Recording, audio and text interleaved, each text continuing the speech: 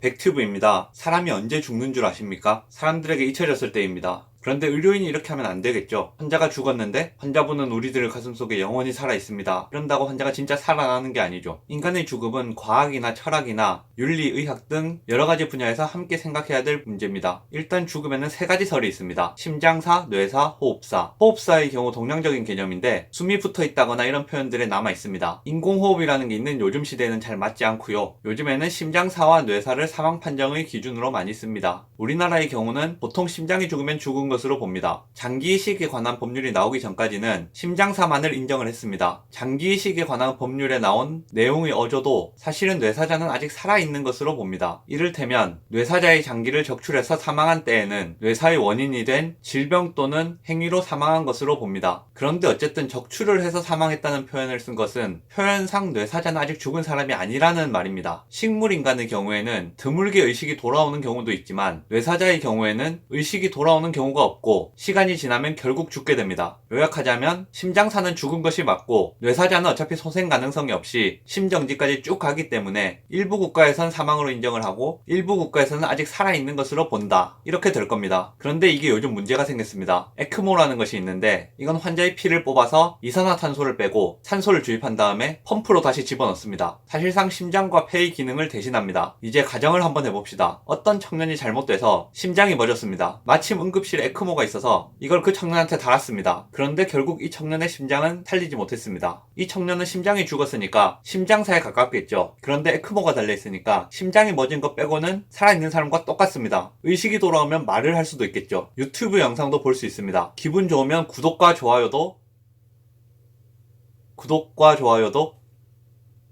감사합니다. 아무튼 이 청년은 살아있는 것으로 봐야 될 겁니다. 비가역적으로 심장이 멎어서 심장을 완전히 드러낸 경우에도 의식이 있다면 죽었다고 할 수가 없겠죠. 그래서 요즘 문제가 복잡해지고 있는데 의학은 더 발전하겠죠. 겐지는 과연 살아있다고 볼 수 있는지, 옴닉도 생명체로 인정을 해야 하는가? 너무 나갔네요. 영상 요약하겠습니다. 사람이 언제 죽는다고 생각하십니까? 사람들에게 잊혀졌을 때입니다.